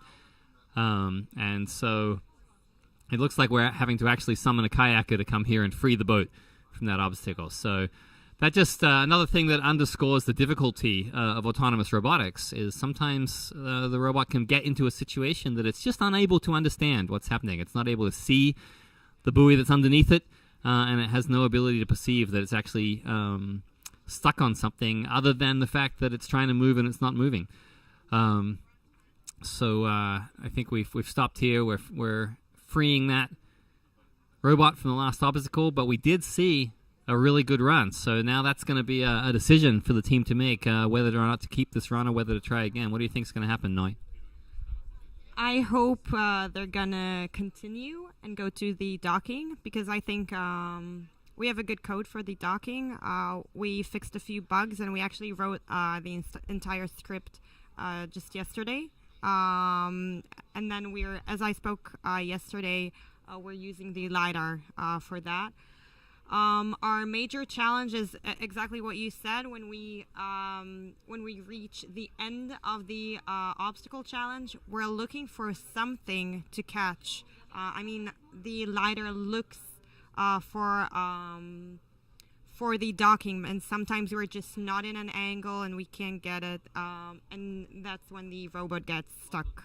So I hope we can somehow get into the docking and then carry on.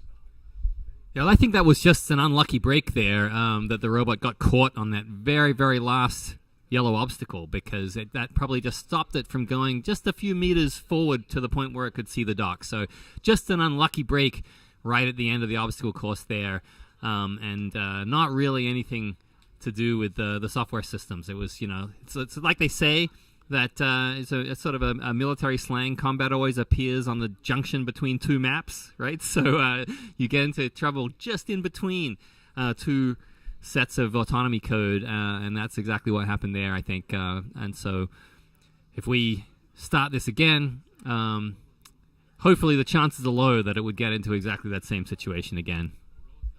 I sure hope so. And also, I think I told that yesterday, our network isn't trained that well for yellow obstacles. So a lot of times we hit them and we eat them. So, and also what we've changed yesterday is one situation when we just see a yellow obstacle. It was something in the code for the state machine for this challenge. We're writing everything in Python. So we didn't realize there's a case where we can just see only a yellow ball. We changed that, but I see there are more challenges with yellow balls. So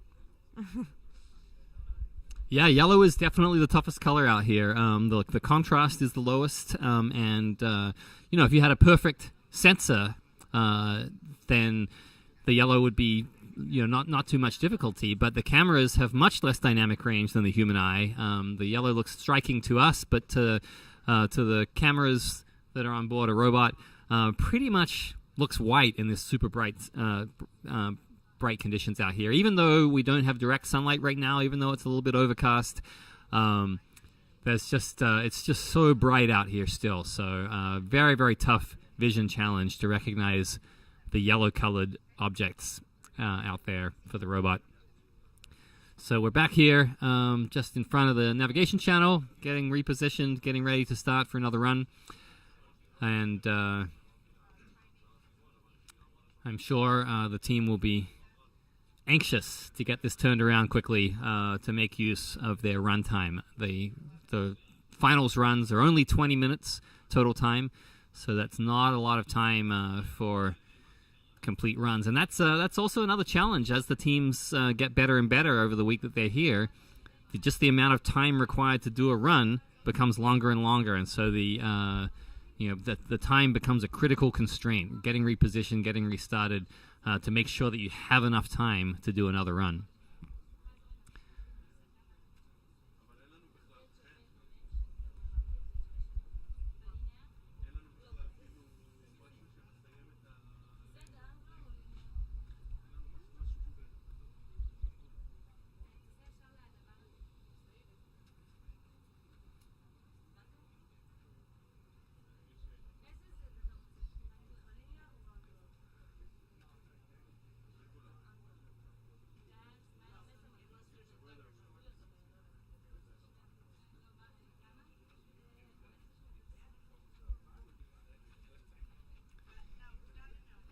We are a little worried about how the weather's going to go today.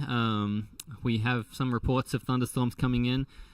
For people who are tuning in for the first time, we only stop for things that are dangerous to the students. So we only stop for lightning. We don't stop for rain because part of this competition is real-world conditions. So the boat is out there on the water. It's assumed that it has some level of water resistance, so we don't stop for rain.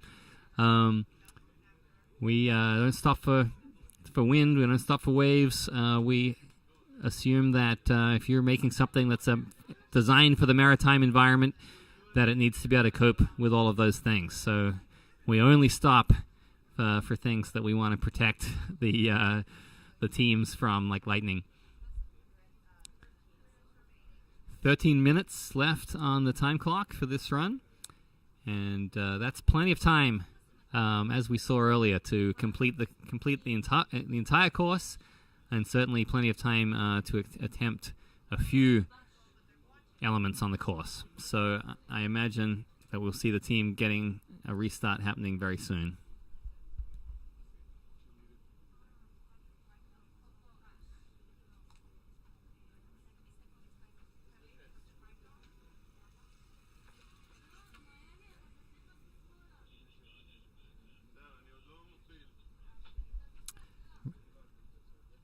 Speaking of the weather, things are a little kind to us right at this moment. We've certainly had much higher winds so far this week. Everything's pretty calm out there. And actually, in terms of the lighting conditions, like I said, it's very, very bright out here, even when it's overcast. But the overcast conditions actually are the best for the vision systems, because everything, is sort of a little bit of a matte reflection from everything, a little bit of sort of a Lambertian output from the sky, in the sense that there aren't those really, really super bright sunlit reflections. So it actually is most kind to the cameras and the vision systems on board the robot to have a day like this, where there's a little bit of cloud cover, and that sort of allows the colors out on the course of the buoys and the docks to pop, but not too much.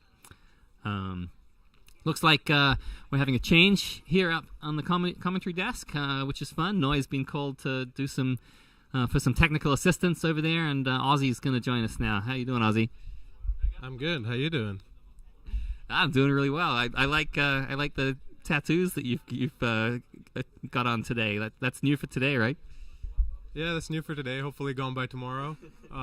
It's by Blue Robotics. They got their tent over there. I was talking to the people over there, and they're pretty nice. I had a question. How much did they pay for that sponsorship? They paid us with those thrusters, I guess, technically. We are using Blue Robotics thrusters and ESCs on board. Very powerful. Yesterday we tried the thrust test. We got a maximum of 17 pounds thrust, which is pretty good to our standards. We're not never going to reach that high on the course, but it's good that we have it. We know we have control over it. That's about it, yeah. One of the good things about a career in robotics, it's one of the careers that you can have facial tattoos. There's a lot of suit and tie jobs where you can't get away with that, but engineers are always in demand, and you can kind of show up at work with bright blue hair and facial tattoos, and no one's going to mind too much. I'm really excited. I mentioned before I was out there last night at the pool and seeing some testing going on, and saw the water blaster in action, which you worked on. So I'm really hoping we get to see that out there in the run today. How are you feeling about the stuff that you've worked on today? So like I told you yesterday, we worked for the whole semester on this boat, and during this week we put in as much hours as we put the whole semester. A lot of work. Every day we worked about 12 to 18 hours in a row. Everyone put in the work. We were 9 people. One of our guys had to go home. We already miss him. And now we're 8 people, and just each one of us is handling his own task, and also inputting and talking to the other team members, just collaborating on each individual task. Today we're gonna try and do all those tasks in a row. Hopefully it'll be a successful run. Right now we're working on some code to align the boat and make sure everything's okay, so we don't have an unfortunate event just like the last run we had. Other than that, I feel very confident about our performance. This is our first year competing, so for a first year team to compete in this competition, in comparison to the other teams who have been here for 5 years, some of them who have experience in this, they taught us a lot. We learned from them, and we asked for help. We weren't shy about that. And I believe it was you who told me this. It is not us against the other students, but it was us students against the course. So I do believe that was true during this week. We did have a lot of fun. It was challenging. we had to pick our brains and think through our project. Some changes had to be done on hand because, we were expecting a course and then we come here and this is the real situation. Real scenarios are different. Today is not as windy as the previous week, but yeah, now it's pretty good wind now. Not a lot of wind, not a lot of waves. So I feel confident about this run. Hopefully we'll run in autonomous pretty soon and see the results coming up. We're gonna try and do the navigation channel and then go through the crowds task, afterwards the dock, and then try and get to the water blast cannon and then return to home hopefully, and we'll see how we do. I'm excited to see this run, and yeah, very excited. Yeah, so what happened last run actually just reminded me, you got hang up on a buoy, but the other aspect out here, for the real world conditions, it can be a little difficult to tell from a distance, but there's a lot of gunk in the water here. There's like algae, there's plants and stuff like that, and you guys had kind of a unique solution for dealing with that gunk in the water. You want to tell us what that was? Sure. So right now we're in autonomous mode. The boat is trying to avoid those buoys. We can hear the cheers from our team. It's already going through 3 gates. Now it's all through the 4th. It's missing those yellow ones, which we have penalties on. So that's looking great. We have not touched any of them yet. So this is looking like a good run. We are almost clearing it. Let's see. One last gate with the yellow one. Missed it. Nice. And we're going out on the other side. So that was a successful run for us. We can hear the cheers. Very proud of our team. Awesome job, guys. So now we're gonna go and see if we could do the docking test. The boat is reorienting itself so it can see the dock. We have 3 shapes. Today's shape is blue, I believe, and we're trying to find out where it is. The boat is already aligning itself, just scanning its surrounding, trying to see what's going on. Other than that, there's a lot of excitement here on the part of the team. You said about the gunk and in the water, there's algae, there's small fishies and all kinds of stuff that we don't want to get into on the boat or ruin the thrusters, and especially for the water cannon where we have to pump water from the environment. So one DIY solution we found is we used a sock of all things and zip tied it to the end, and that way it becomes a filter. And we didn't lose too much efficiency on that, and I believe we're gonna be able. Let's see if we get to do one of the faster runs that I've seen any team do. It was sort of a high-speed run. We're not 100% sure yet until we can confer with the kayaker judges about whether there were any buoy strikes on the other side that we couldn't see from the shore. So I think that might factor into the calculations about whether to keep that run or run again.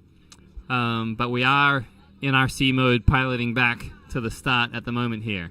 So just waiting on a decision about whether to run again, and then about the sock story. So one of your team members donated that sock and went the rest of the day with one sock. Is that right?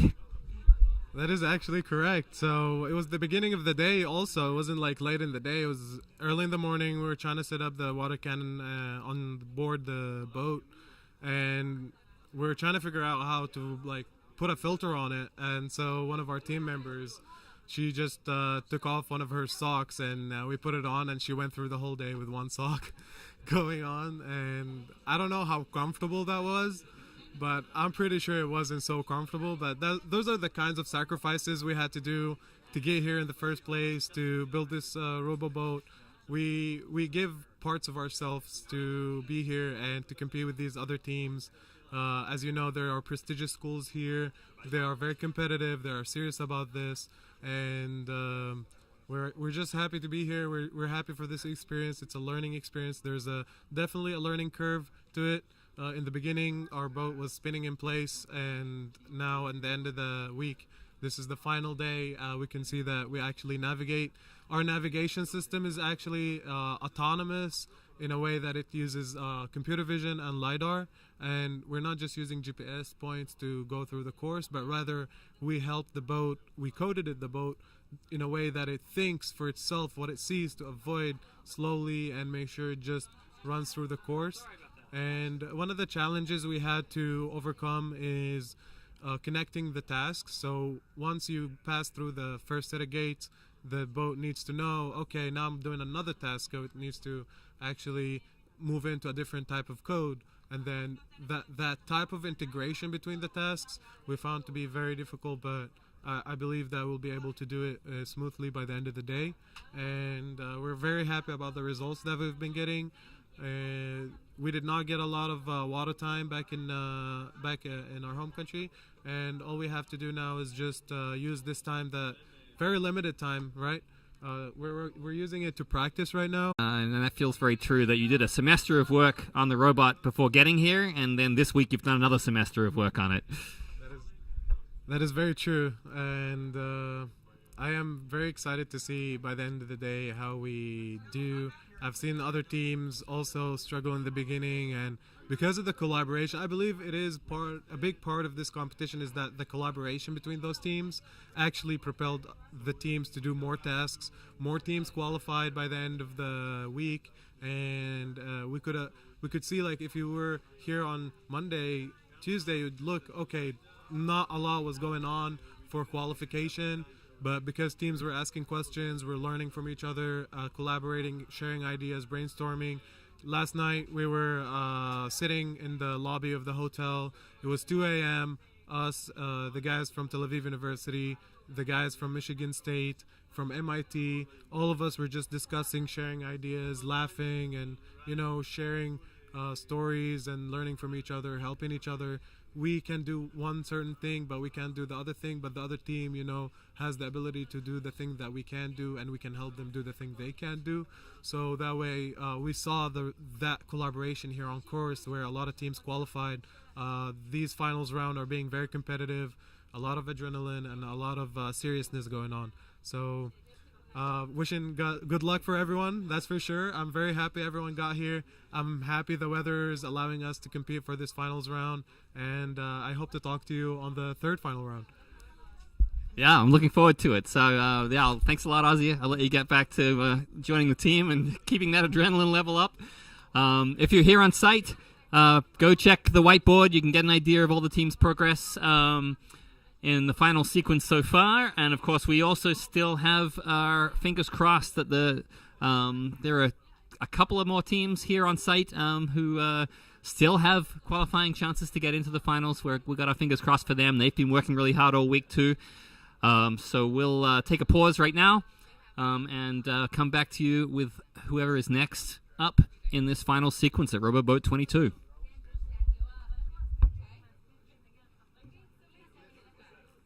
Next up in this final sequence at Roboboat 22.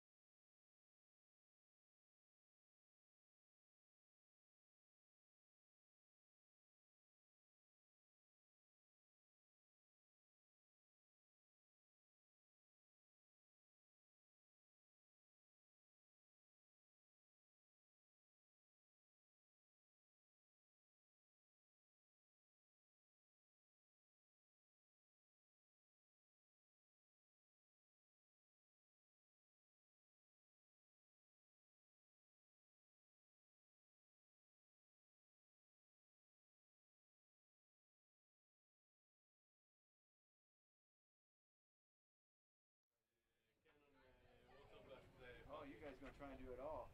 No, we don't go to the. We won't do the mission. We just want to do 360 with the water blast on. To show off. Show off.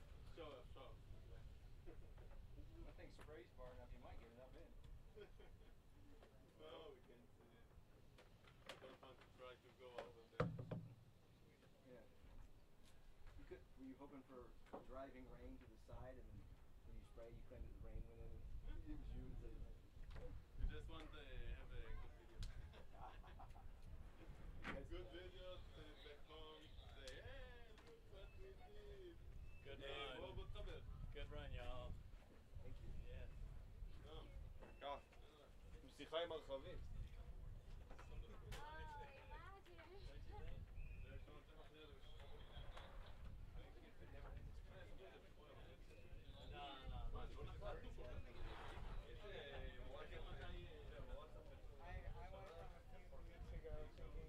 Oh, this wasn't Thinking even gonna be maybe we can get it to RC a competition, and now we're thinking of placing? Crazy.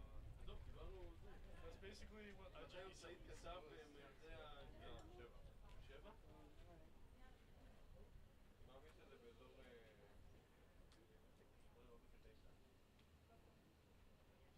לא לשלוח את זה בלי ספונסרים.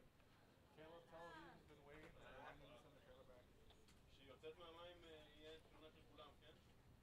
בסדר, זה הליכה אחרונה. הם צריכים לשים שם עוד משקל. כן, אנחנו עפים מפה למלון. רגע, הפעלת, חיברנו סוללות למחשבים ולמנועים? רגע, שנייה, סוללות. תעשו את זה, שנייה, אנחנו רוצים את האמישים. הכי טוב את האמישים.